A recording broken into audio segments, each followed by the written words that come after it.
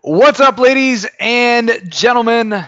Joe Troyer here, and if you can hear me loud and clear, you can see my mug with this crazy headset on.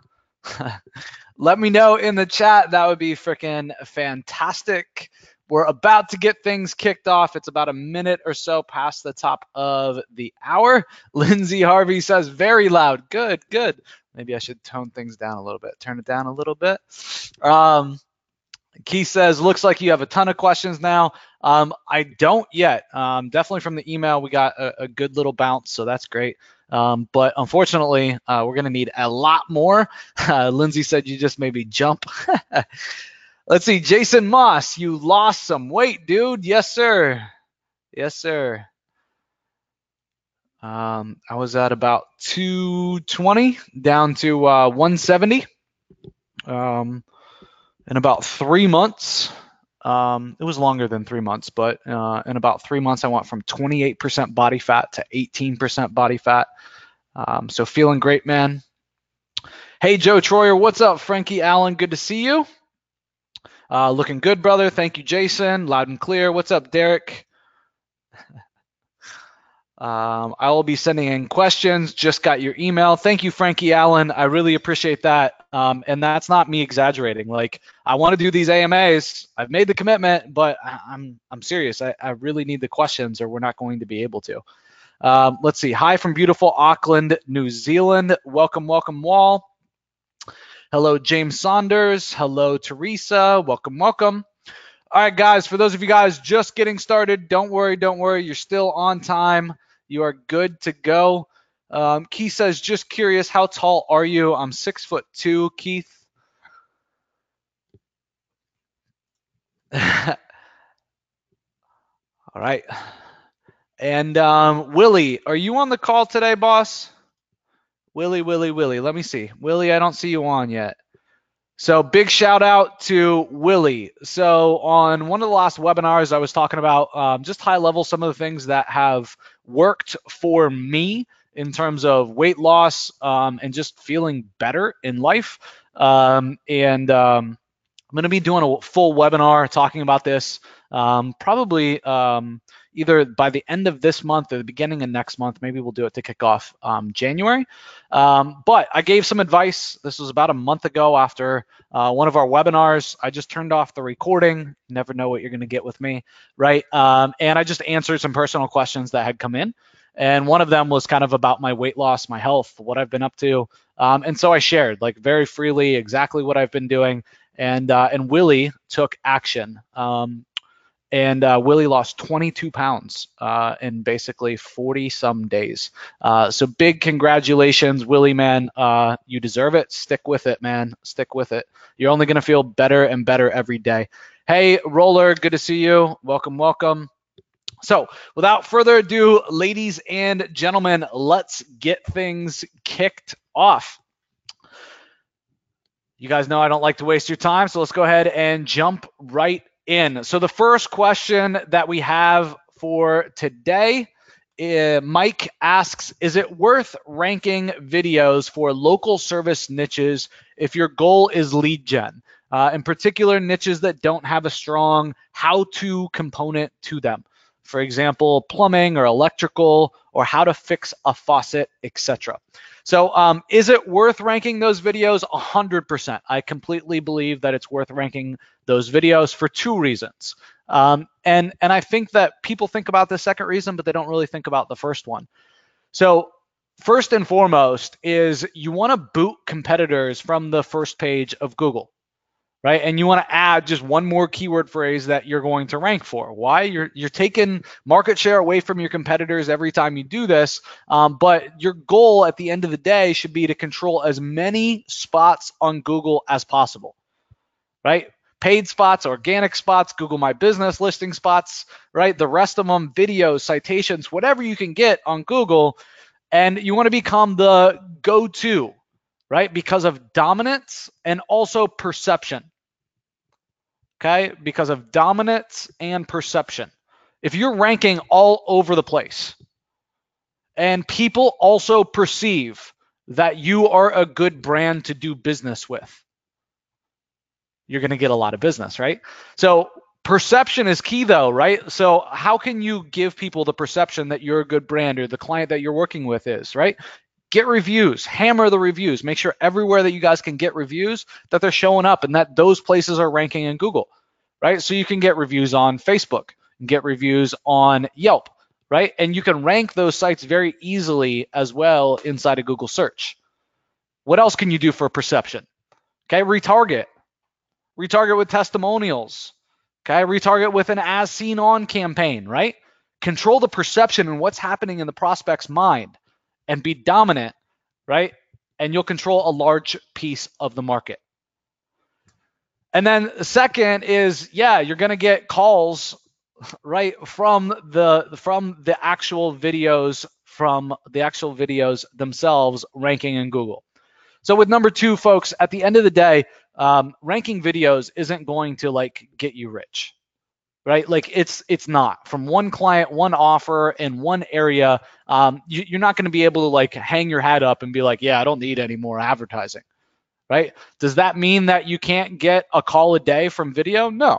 Right? A customer a day from video, that's completely possible. But I know a lot of people have like hedged all their bets on it and they're like, I'm going to get 10 or 20 calls a day just from local video results for my customer.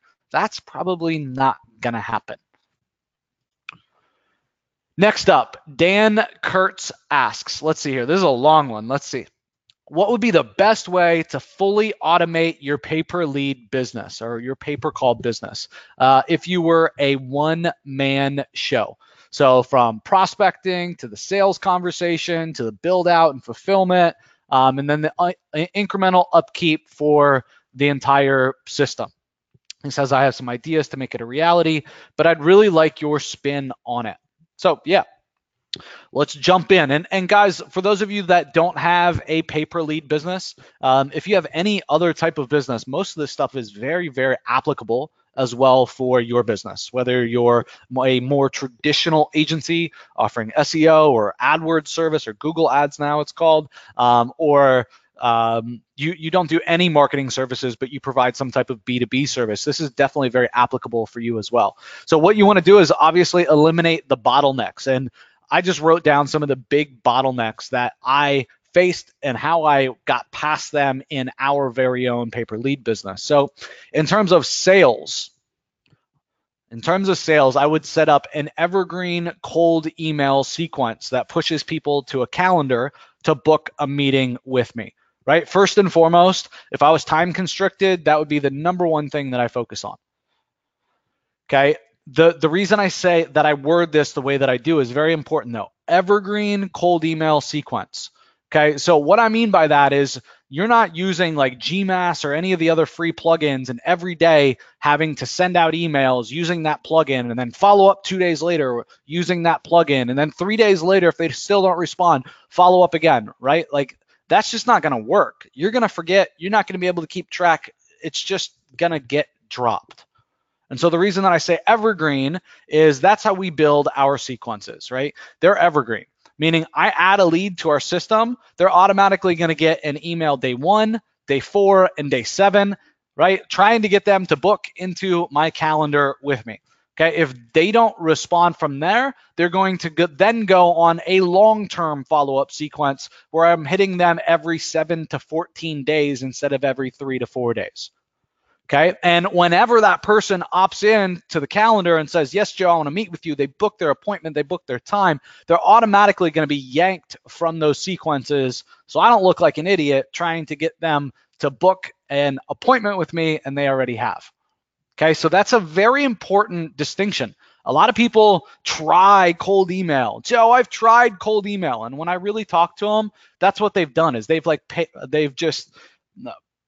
just taken a bunch of leads that they got one time. They've sent out an email blast to 100 or 200 contacts. Nothing came back besides a couple fuck yous, and they stopped it. Guys, that's no way to build a business, right? Got to set up a system. You got to work on the system, right? If your messaging isn't working, then your messaging sucks, right? You got to work on making the messaging better. Have a better offer, a more convincing offer, right? Personalize it.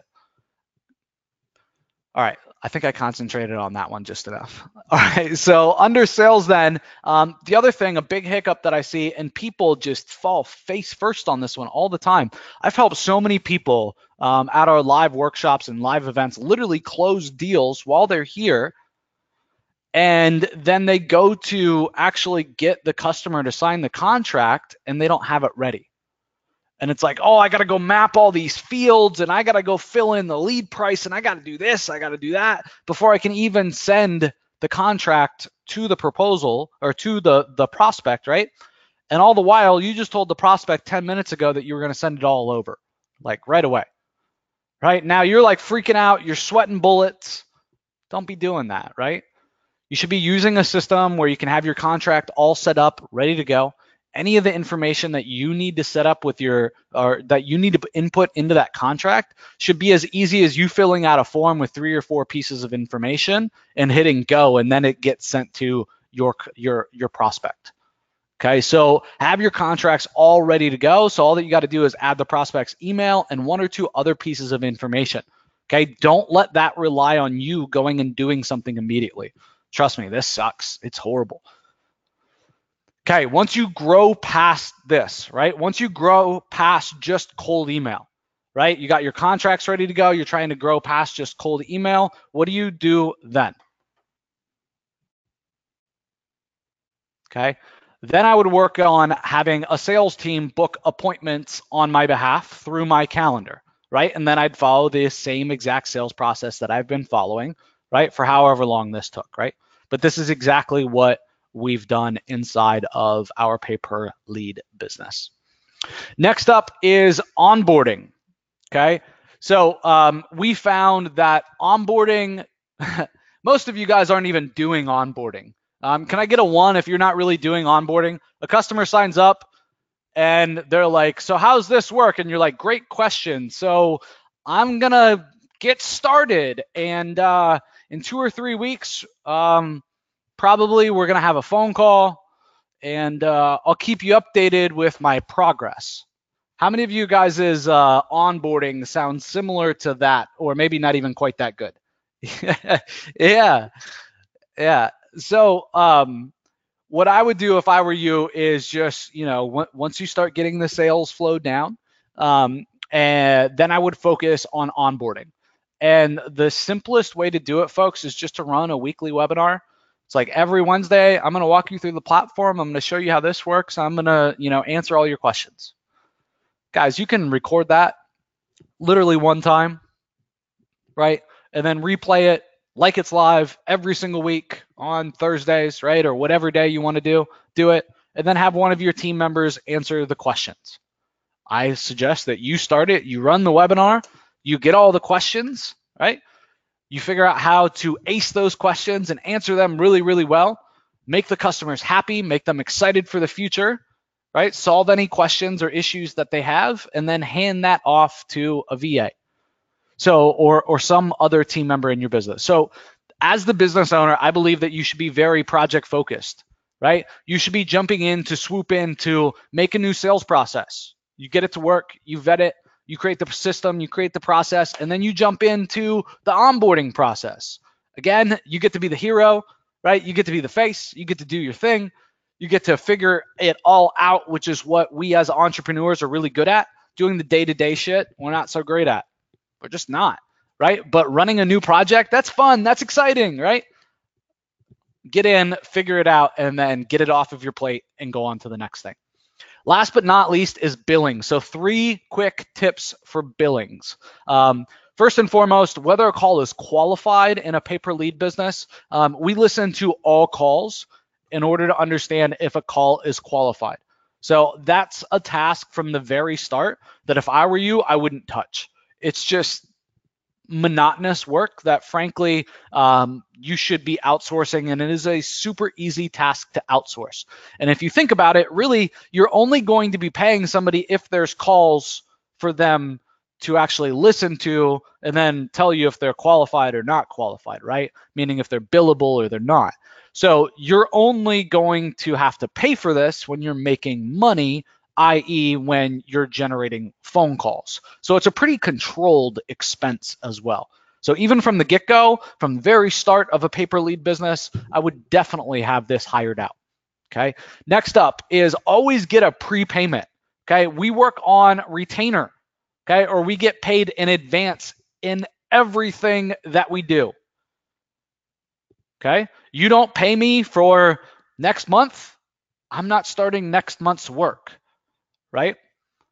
Always, always, always as well, have a credit card on file. So when they sign my agreement, when my clients sign my agreement, they also sign a credit card authorization form that says that I can charge them on the X day of every month for their amount, right? Whatever their plan is for. Okay, always have a credit card on file. Okay. Folks, at the end of the day, I spent a lot of time spinning my wheels trying to collect money when I first started building my agency. Even to the point where we were doing over $50,000 a month in our agency, and I was still spinning my wheels, and I basically created a full-time job for myself just collecting the revenue every month. And trust me when I say it was a big pain in the ass. All right. So these are the big things that I would focus on to automate and to get out of the way, to systematize so that you don't get hung up growing your pay-per-lead business or any other real type of business.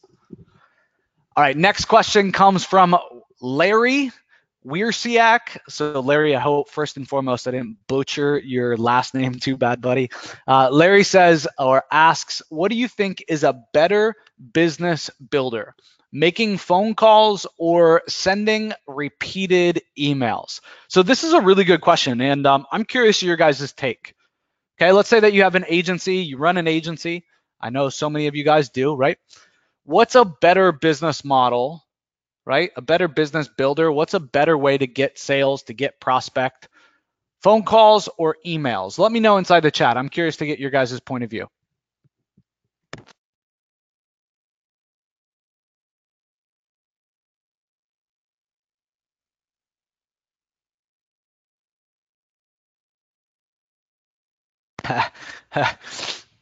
Both? Yeah, both.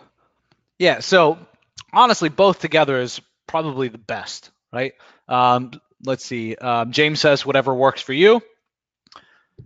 Somebody says prospecting, email, sales, phone. So guys, for me, at the end of the day, I really think it depends on your business. And I think it also depends on the people doing phone calls or emails. What are they better suited for? Right?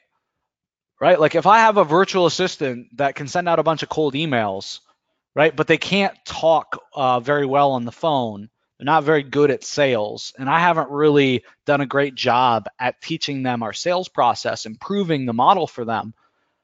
Then it would be better for them to just stick with the cold emails or stick with the emails, right? So I really think that it depends on the business and the people doing each of the roles. And I really agree as well with your guys' statements in the chat. I've had and I have businesses that bring in all the revenue on the phone. And I have and have had, it's kind of a mouthful, right? Businesses that bring in all the revenue via emails. Okay, so understand, I think that it's a very unique choice depending on the business and also the people and the roles that you have in the business as well. Okay. At the end of the day, though, if you're talking about purely sales and you're talking about cold email and you're talking about cold calls, we'll talk about this, I'm sure, again, but at the end of the day, I think you need to measure the effectiveness for each. Okay, I think that you should know for every advertising method, if I spend $1 on cold email and if I spend $1 right on cold calls, which one's going to bring me the better return on investment? And the answer for that 9 times out of 10 should be that cold email is bringing you a better result, right? Just because of the pay difference and what you'd have to pay people and so forth. But the other question that you got to ask yourself is really how far can I scale cold email and how many appointments can I generate on a daily basis? And what we found inside of our agencies is that cold email does great. It's amazing, right? But we can scale way further 3, 4, 5x larger doing cold calls than we ever could emails. So, which one would you rather do? Right? Maybe you're a small business. Maybe you're only trying to do $500,000 a year. Maybe you're only trying to do $1 million a year. Maybe you're not shooting for the sky, right? Maybe you don't need as many customers. Maybe you don't need to do, right, cold calls. You don't need the volume. Okay, but I think at the end of the day, it all comes down to your unique business and the people inside of it. So I really, really hope that helps. Let's see, next question here. James Saunders asks for 10 steps to get, or no, he asked for steps to get the first 10 customers for an agency. Okay, so 10 steps to get your first 10 agency customers. So guys, if I had to start all over again, like literally start from scratch, and I was gonna run a brand new agency. I wasn't gonna take any existing knowledge. I wasn't going to take any existing customers into this agency. I was literally just gonna start from scratch in a brand new vertical. I'm gonna share with you guys exactly what I would do, like literally step by step by step. And for those of you guys that are on the call and you have a new agency or an agency without a customer or an agency with less than 5 customers, this is what I would do if I were you as well. First and foremost, get legal. No, don't hire an attorney. Go file for your business, right? Go file for your LLC in my example. In the United States, if I was just starting out, I would go file for an LLC, a limited liability company, okay? Second, I would sign up for a merchant account. And folks, you always want to be careful when you sign up for a merchant accounts, okay? If I was in your guys' shoes or just starting out, I would sign up for Stripe and PayPal Payments Pro. Okay, the reason for both, number one is security. If one stops working and won't let me charge customers, what do? Got to be able to charge them somehow, right? You don't want your revenue to go from 20 grand a month to 0 grand a month because you can't simply charge customers credit cards. And folks, yes, this literally has happened to me. Okay, it's not fun. Okay, you always want to have a backup plan. The other reason is if you have PayPal Payments Pro, you're going to be able to take PayPal payments as well from your customers. An important thing to note, though, about taking true recurring payments, you want them to be that. You don't want your customers to have to authorize every single month that, yes, you did do what you said you were going to do, and so, yes, you can have that payment. Let me approve that. Okay, you don't want to be doing that every month. You will end up playing bill collector, and you'll have 2 full-time jobs, building an agency and playing bill collector. Okay, you need to be able to truly take on recurring payments. Okay, 3, decide on one niche, just one. That's all. Okay, step 4, figure out one severe problem in that niche that you decided on in step 3 that you can solve for free. For free. At the end of the day, folks, when you're starting a brand new business, I'm assuming you probably don't have a whole lot of money to invest in that business. And even if you do, why wouldn't you create an amazing offer that gets everybody and their mother in that niche excited about your offering and basically be able to grow grassroots instead of dumping all of that money into advertising? Right? Just come up with a really good offer and you'll grow like freaking wildfire without half the work, right? And without half the advertising budget or 90% of the advertising budget, right? So come up with an amazing offer, okay? And solve it for free. Step 5, come up with an upgrade package, okay? Typically in the agency type of realm and world, I would typically recommend for about $500, okay? Now you're gonna wanna test this yourself, okay? In some niches, $500 is going to be a good amount of money. In other niches, $500 isn't going to be anything, right? If you're working with personal injury attorneys, right, and you're like, for $500, I'll do this, they'll probably laugh at you, right? They'll probably actually look down on you because you're charging them so little. They may even think that you can't help them because you're charging so little. Okay, so just be cognizant of that. I try to give you some criteria in here, and tell you exactly how I would do it, but understand that there are times where this isn't going to work. If this doesn't work and somebody laughs at you for $500, by all means, ask why, right? Figure out the root of the problem, okay?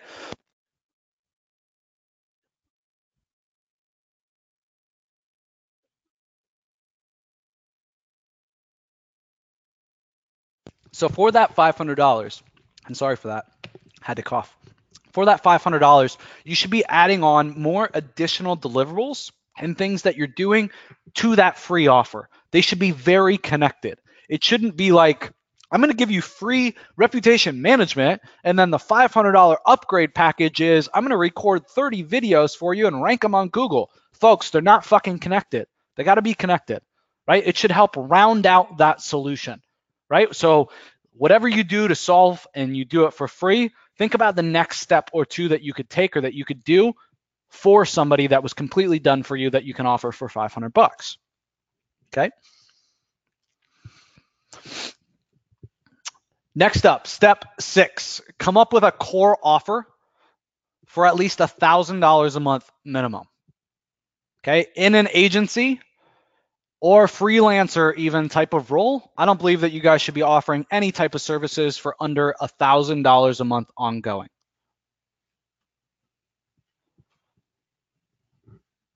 Okay. Step number 7, give away 10 free packages. Step number 8, get 5 of the people, right? 5 of the 10 to upgrade from the free package to the 500 bucks. Congratulations. You just pocketed 2,500 bucks. Okay. Step 9, get one $500 upgrade to become a core offer customer for $1,000 a month. As long as you have about a 3-month stick rate, which is shit in the agency world, it should be close to a year, if not longer, right? You just pocketed, what is that, 5,500 bucks for 10 free giveaways. Last but not least, guys, step number 10, shout about your services from the top of every freaking rooftop that you guys can.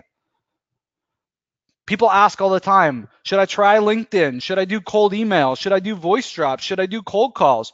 Do them all, right? But understand at the end of the day that you got to focus on one first. You got to get that one to work. You got to nail the messaging for that one, right? You got to build a system around that one. Okay, then hand it off and you go focus on the next one, right? And now you have something to compare it to. You know the cost and you know how long it takes for voice drops versus cold email.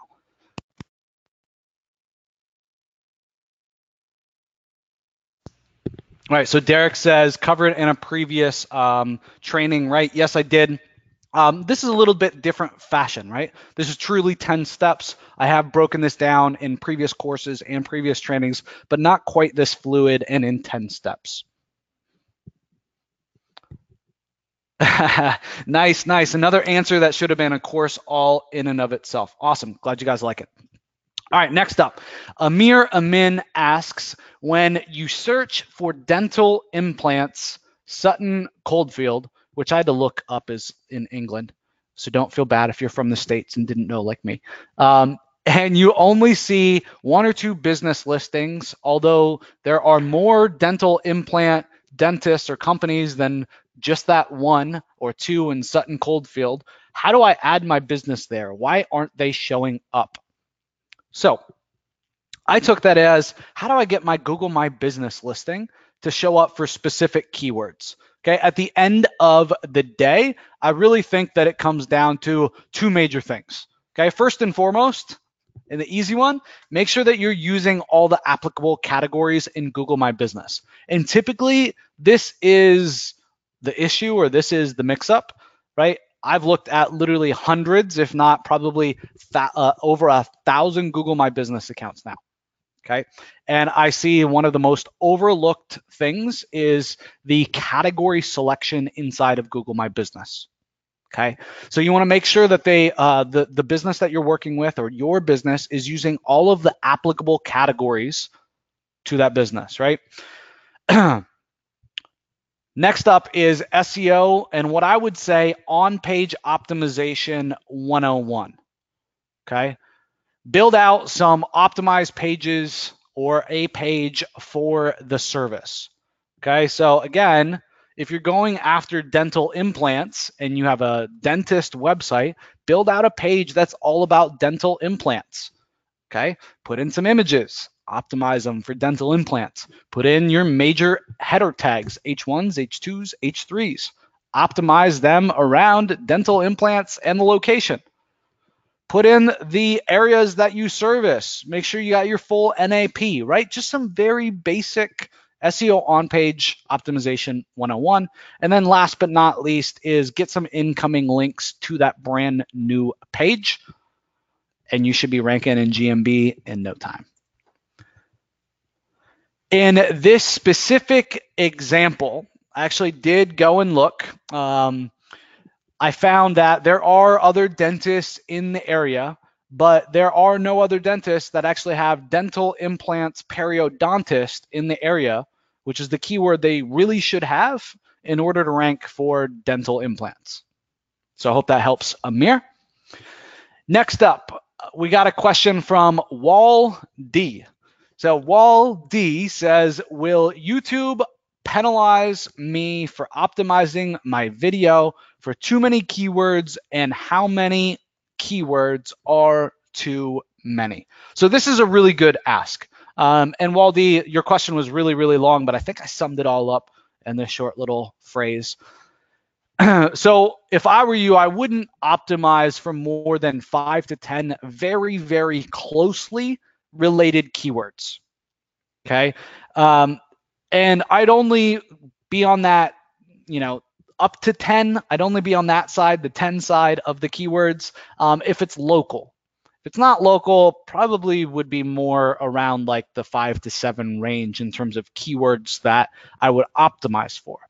See, if you are going after local, 10 keywords is super, super easy and fast to come up with. So I just came up with a few examples here for you guys, right? So we could very easily say best or affordable, right? So we could use either one, either variation. Then we could have our main keyword phrase, and we could have 2 or 3 variations of that. Then we could have our state or our city or our county, and then a state abbreviation. Okay, so it could be best appliance repair, Florida. It could be best appliance repair, Jacksonville, Florida. Best appliance repair, Jacksonville, FL. It could be affordable appliance repair, Jacksonville, Florida. Do you guys see how very, very quickly and local you could come up with 10 plus very closely related keywords? If so, give me a 3 in the chat. Do you guys see that? Does that make sense? Okay, so because of that, as long as they're closely related, you'll be fine. Even if it goes up to, let's say, 12 keywords, but they're all very closely related, you're going to be okay. Okay, if it's not local and you don't have state abbreviations and city with and without, and the keywords just aren't that closely related, right? Then you're going to want to be on the smaller side of the scale and closer to 5 keywords. Okay, let's say that we're ranking for something like, let's say that we're going to rank for something, and I've been working on the digital trigger site for like the last 2 weeks, behind the scenes, so to speak. And for those of you guys that haven't seen it, we're in the middle of relaunching the digital trigger site and have added a ton of ridiculous, amazing content, adding a bunch of new deliverables and stuff for you guys too, a bunch of freebies in there for you guys. And one of the rankings that we have is video SEO cheat sheet. So let's use that as an example for how many keywords we could optimize a video for. So we got video SEO cheat sheet. We could do free video SEO cheat sheet. We could do SEO cheat sheet. We could do free SEO cheat sheet. We could probably get in there as well, YouTube SEO cheat sheet. YouTube video SEO cheat sheet. So even there with that example, guys, with a couple more minutes, I could probably come up with 10, or 12 related keywords that are all super tight that I would have no problem ranking one video for. All right, so next question, John Guild asks, I'm in the beginning of setting up an agency website. I can help local businesses get more business from local search. So I'm thinking John is talking about Google My Business or Google Organic, aka local SEO. So John goes on to say, should I focus on getting any type of clients or should I focus on niching down, aka niching down to one type of business, potentially a plumber or dentist, etc. All right, so really at the end of the day, John has a brand new agency, and I think what he's asking is, should my agency just get any clients as possible, right? Just get money in the door, or should I niche down? That is John's question. So at the end of the day, it can be very, very tempting, folks, to just go grab whatever money that you can. Trust me from experience, right? I got this client. They're not really the type of client that I want. They're not the type of client I'm going after, but hey, they're going to pay me 50 grand a year to do their Google ads. I'm going to do it. Okay. I believe that one of my largest mistakes, one of my biggest mistakes in building multiple agencies, yes, guys, multiple agencies now, is not niching, and it says itching. We got to fix that. That's going to annoy me. Is not niching down, niching, is not niching down far enough. In my last business, I made it apparent that we only work with local service businesses in that agency. But that still, I believe, wasn't far enough. It was better, but to be frank, we only really worked with local service businesses in my last agency before that. We just never really made that statement. So I thought it was good enough to just say, yeah, we are awesome. We have all this amazing success and we only work with local service businesses. But guys, at the end of the day, is it better to tell a dentist, we only work with dentists or we only work with professional niches? Definitely dentists. And Mr. Dentist, here's our case study or our track record. You can see last week we got, Dr. So-and-so dentist, right? We got him 34 new patients. And we also helped Dr. So-and-so get 7 patients last week. Is that better? When you can really, truly niche down and you can give actual references and testimonials and case studies from their exact niche? 100%. Okay, so it makes things easier from a sales perspective for sure. Okay, but it also makes things easier from a fulfillment perspective. When you figure out Google AdWords as a fulfillment product for a niche, you know the keywords, you know the ads, you know everything about it that works. Yet I see way too many people do it for a dentist and get it to work, and then they go sell the same shit to a chiropractor, and now they have to figure out the whole math equation and what ads work and how to make the whole thing work from scratch again. And then they do it again. This time it's for attorneys. This time it's for this niche. This time it's for the next niche. So if I were you, I wouldn't get obsessed on the service that you sell. Okay. Instead, I would get obsessed on solving the niche's deepest problems, because that's going to lead you to having a true, just metric shit ton of customers in that niche that all freaking love you and adore you. And if that happens, to make more money, all that you got to do is solve another one of their problems, right? And then let them buy it from you. So I really, really hope that helps. Again, one of my biggest mistakes, I believe, in building multiple agencies is not niching down far enough. All right, next up, Scott Lindsay asks, how can I upsell my current clients' lead gen? How can I upsell my current clients' lead gen? So a little more backstory. Scott says that he's currently helping realtors with retargeting on Facebook. So he uses their existing list. I'm assuming their existing email list, their existing pixels if they have one. If not, probably helps them set up the pixel. And as an upsell, he's looking to offer them lead gen services. He says, I really have no idea what to use as proof as I have no case studies. How do I sell this? I need the language and I need the scripts. He said, I know the value of cold calls and prospecting like mad. I would be on the phone today if I knew what to say.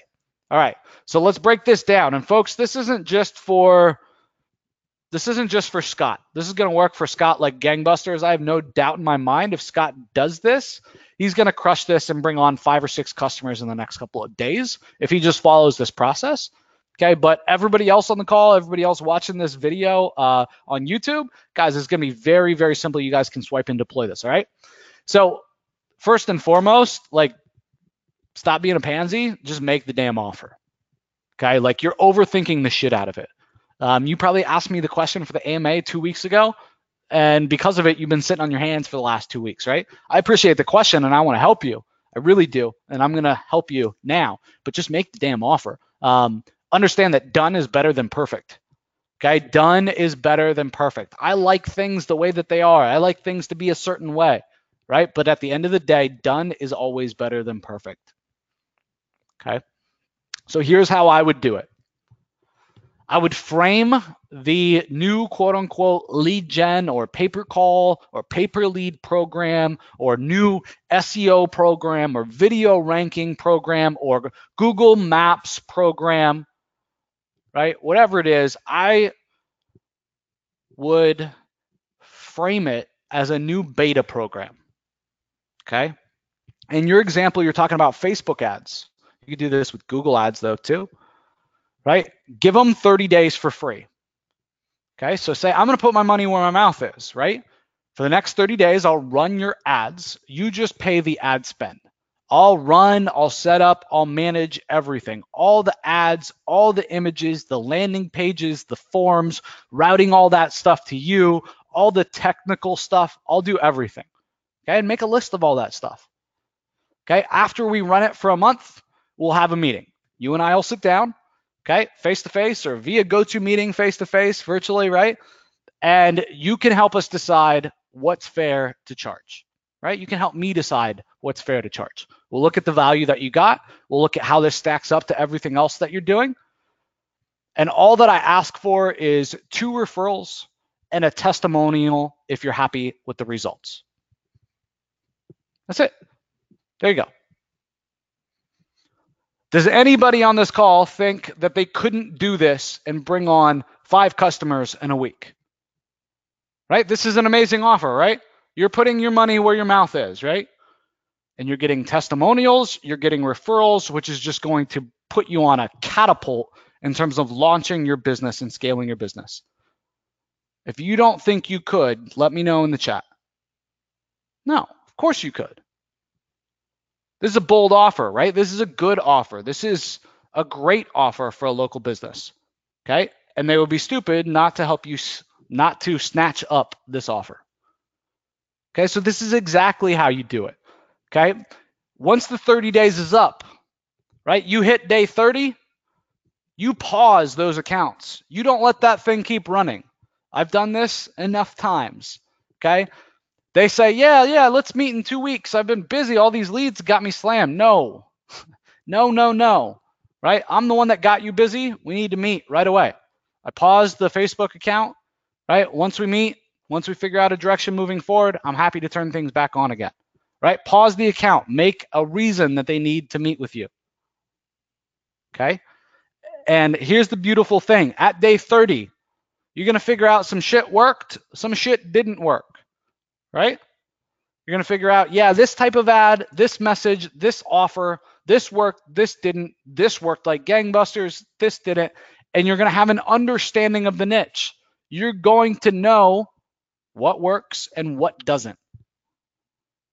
That's what makes you an expert in the niche. Having that data. Knowing, yeah, Mr. Dentist, I can generate you leads. Or yeah, Mr. Realtor, I can generate you leads for $3 a piece. My program costs this, right? That's what you need to know in order to have an amazing offer moving forward, an amazing core offer moving forward. Next question is from Bienvenue. What's your most successful way of getting clients? So I talked about this a little bit earlier in the AMA session, but in our agency, the most successful way of getting clients is via the phone, is via cold calls on the phone. It, bar none, gets us the most clients, period. I understand that the phone sucks for a lot of people. People are scared of the phone. I get it. But if you knew that if you faced your fears that you would make more money than anything else that you did, right? Wouldn't you do it? If you knew that the phone had the most impact, the most revenue, right? And got you the best results for every minute that you invested in it, wouldn't you do that? Yeah. So it's got to be something that you test, okay? I'm not saying don't do it if it doesn't work out for you, right? But you got to give it a shot, okay? So for me, for example, with cold email going after one vertical, I could bring on, I could get 2 to 3 appointments a day in one vertical, okay? Real life example here. Eventually, I'm going to run out of good leads to go after with cold email. I'm going to have a lot more leads to do with actual cold calls. And instead of 2 to 3 appointments a day, okay, often via the phone, our team, just one person on our team working full time on this, could set 8 to 10 appointments a day for me. Is that worth it? Give me some feedback in the chat. Is that worth it? Okay, so I wanted to give you guys a real example so that you guys could really understand what the heck I talk about when I talk about cold calls and why I love them so much. Okay, I understand they're not fun, right? But if they work better than everything else, why wouldn't you do it? Yeah. All right, next question we got here is from John. John Walter asks, how do I build the confidence to start my agency that will give the best value to the local businesses that it serves? So I just rephrase that as, how do I deliver value as an agency? And I think first and foremost, we've talked about it a couple of times on today's call, kind of been a theme on today's AMA, is focus on truly solving real problems for your clients. Okay, that first and foremost. Okay, if you are focusing on that, people are going to value that and people are going to happily pay you your value, right? Second, though, I would say to back up that point is to focus on driving revenue and sales, right? Your core offer especially, should focus on driving revenue and sales. Do you think somebody's going to continue to pay you thousands of dollars a month in perpetuity forever if you aren't driving revenue and sales? That's kind of funny. This thing flapping on my face. No, hell no, of course not, right?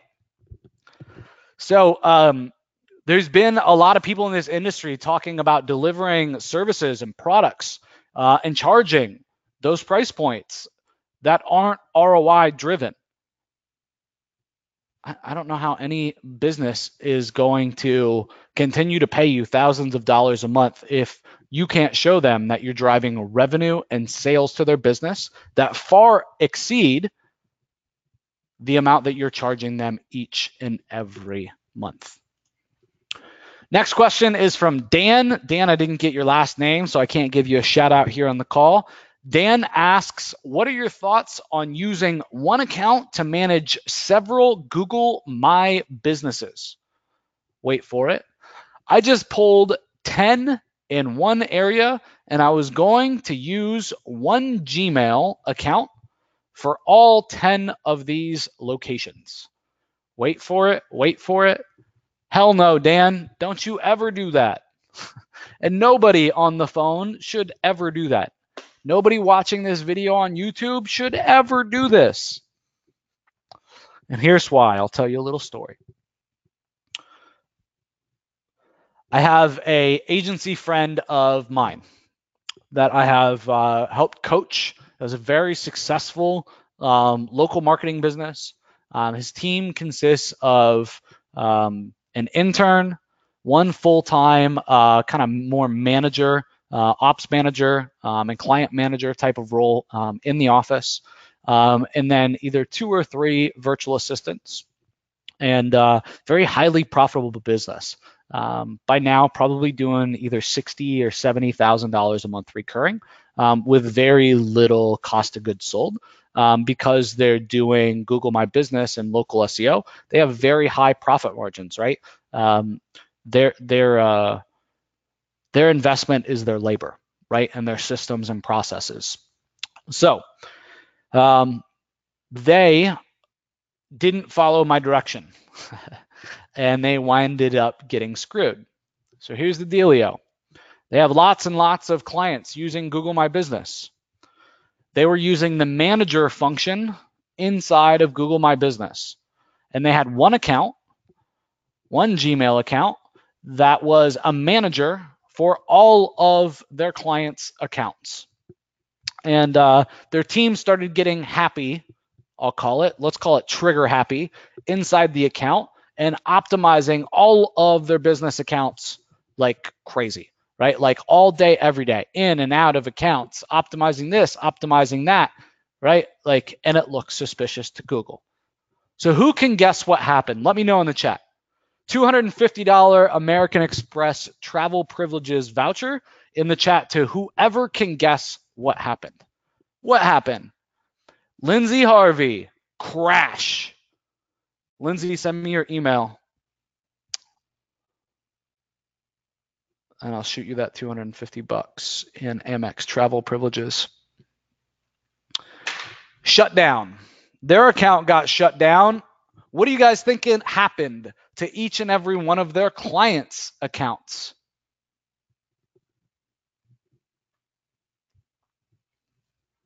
True story, folks. Done. Hey, Lindsay, will you just send me your email one more time? It looks like there's a spelling mistake in there. I just want to verify it for you, okay? Make sure I don't send it to the wrong person.